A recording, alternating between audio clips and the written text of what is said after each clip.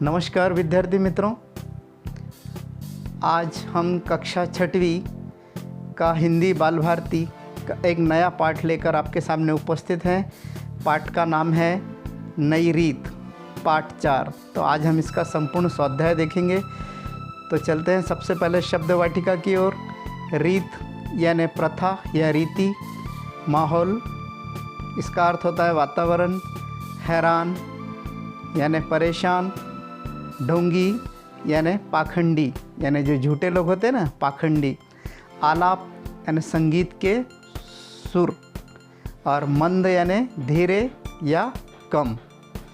इसके पश्चात देखिए हमको मुहावरे दिए गए हैं। मुहावरों का अर्थ और वाक्यों में प्रयोग आपको यहाँ पर बताया गया है। पहला है मुंह बिचकाना यानी मुंह टेढ़ा करना या चिढ़ाना जिसको हम कहते हैं। इसका वाक्य प्रयोग देखिए। विनोद को शिक्षक द्वारा सजा दिए जाने पर उसके मित्र उससे देखकर मुंह बिचका रहे थे। दूसरा है गप्पे लगाना यानी बातें करना। कई लोग फ़ोन पर व्यर्थ ही गप्पे लगाते रहते हैं यानी व्यर्थ ही बातें करते रहते हैं। अगला प्रश्न है किसने किससे कहा। इसमें पहला देखिए, बड़ी जल्दी बढ़ता है गुलमोहर। तो यह वाक्य किसने कहा था? मानस ने देवांश से कहा। दूसरा है आज हमें सबसे ज़्यादा ज़रूरत पेड़ों की है, पेड़ लगाओ। तो मानस ने देवांश के पापा से कहा। इसमें तीसरा वाक्य देखिए। तीसरा है यह सब अपने मन का डर होता है। तो यह वाक्य देवेंद्र ने अपनी पत्नी देवयानी से कहा, यानी देवांश के जो पापा थे उन्होंने देवांश की माँ से कहा।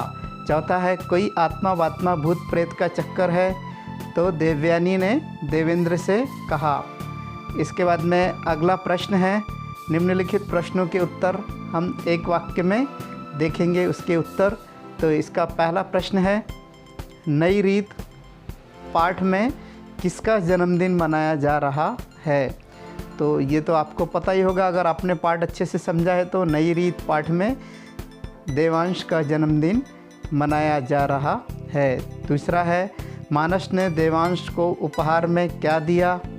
तो इसका उत्तर मानस ने देवांश को उपहार में गमले में लगा हुआ एक पौधा उपहार में दिया। तीसरा, जो उपहार में पौधा दिया था यानी गमला दिया था, गमले में कौन सा पौधा लगा था। तो इसका उत्तर आएगा गमले में गुलमोहर का पौधा लगा था। चौथा है जन्मदिन पर बच्चों ने कौन सा खेल खेला था। तो जन्मदिन के अवसर पर बच्चों ने अंताक्षरी का खेल खेला था। पांचवा प्रश्न देखिए, देवांश और उसके दोस्त हैरान क्यों हुए। तो इसका उत्तर है जब मानस ने उपहार में देने के लिए गमले में एक पौधा लेकर वहाँ पहुँचा, तब देवांश और उसके दोस्त उसे देखकर हैरान हो गए कि ये कोई पौधा भी जन्मदिन पर उपहार में देता है क्या। उसके बाद में अगला प्रश्न देखिए, विरुद्धार्थी शब्द जल्दी, देर, आवश्यक, अनावश्यक, शाम, सुबह, नई, पुरानी, प्रकाश, अंधकार, और डर और निडर। अगला प्रश्न देखिए, ये चित्र आपको दिखाई दे रहा है। इस प्रश्न में आपको क्या करना है, जो संज्ञा के 5 प्रकार हैं, 5 भेद है, इन चित्रों को देखकर उन चित्रों में से नामों को देखना है और वो कौन से इसमें आएगा, जातिवाचक में आएगा, व्यक्तिवाचक में आएगा, कि भाववाचक में आएगा, कि समूहवाचक में आएगा, या द्रव्यवाचक में आएगा। तो हमको इसका क्लासिफिकेशन करना है। तो पहला देखिए जातिवाचक में क्या आएगा, पेड़, झरना और पहाड़, ये जातिवाचक संज्ञा है।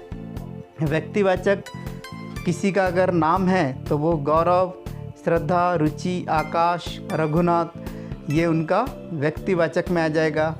और भाववाचक बोलो तो जैसा थकावट, जो वृद्ध व्यक्ति दिख रहे हैं उनके चेहरे पे थकावट दिख रही है, बच्चे खेल रहे हैं यानी उनके चेहरे पर आनंद का भाव दिखाई दे रहा है, जो पक्षी दिख रहे हैं घोंसले में उन्हें भूख लगी है तो भूख का भाव यहाँ पर दिखाई दे रहा है।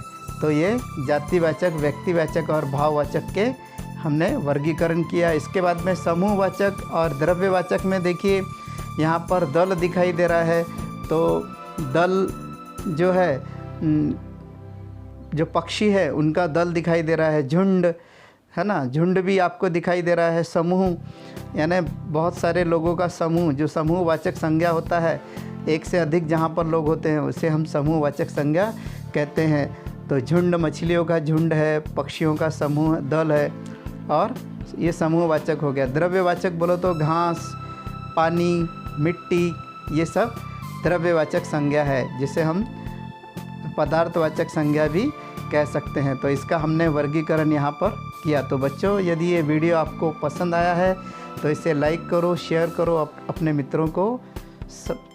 मित्रों को शेयर करो, और इस चैनल को सब्सक्राइब करो, ताकि हमारे अगले वीडियो की लिंक आप तक तुरंत मिल सके। तो मिलते हैं अगले वीडियो में।